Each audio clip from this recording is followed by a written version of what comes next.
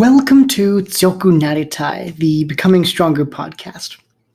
The purpose of this series is to help myself and others become stronger in the art of rationality, to fix problems that stand between us and not sucking at life.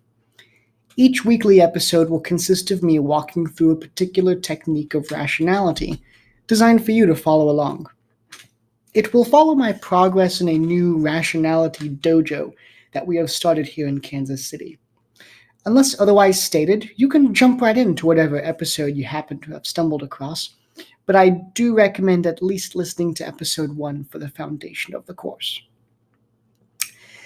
In the Book of the Five Rings, Musashi Miyamoto describes something he calls the stance, also known as shizentai, or the natural posture, that any warrior must adopt at all times to be ready for combat at a moment's notice.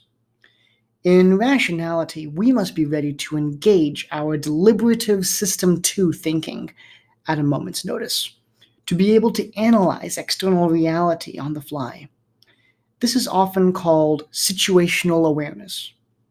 Additionally, we must also be aware of our own internal beliefs and intuitions. We are all running on corrupted hardware, after all, prone to biases and other cognitive errors. You must be aware of these problems before you can fix them.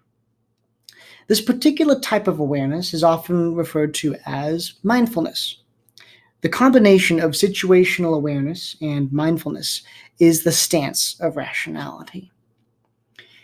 It is not one technique, it is more like the general fitness of your mind. There are a few ways you can exercise it, but the best one that I have encountered that exercises both kinds of awareness is meditation. Meditation often gets a bad rap for being associated with a lot of new age woo, but at its core, it is simply trying to help you cut through the noise of your own mind so you can focus more easily. If you wish to get into this exercise, I highly recommend the Headspace app or Sam Harris's Waking Up app. Additionally, I recommend meditating for at least 20 to 30 consecutive minutes.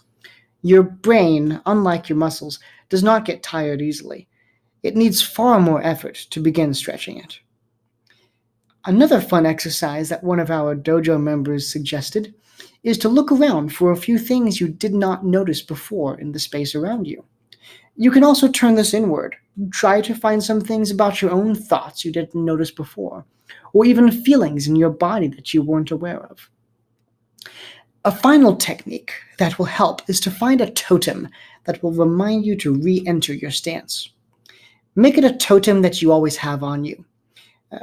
In my case, it is this bracelet that I always have on me. I always find myself subconsciously fidgeting with it.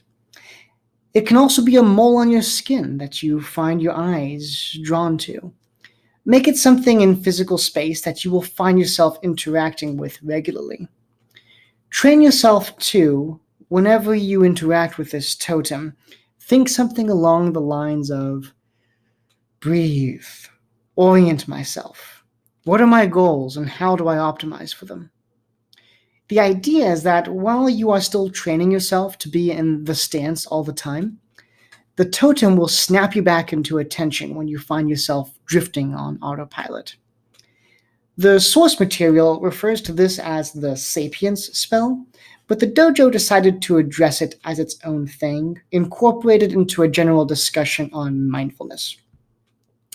I will link to a really good article on situational awareness, specifically the OODA Loop. In the meantime, your assignment is to begin incorporating meditation into your daily routine, or some kind of exercise or series of exercises that will train both your situational awareness and your mindfulness. Remember, you must always be in the stance.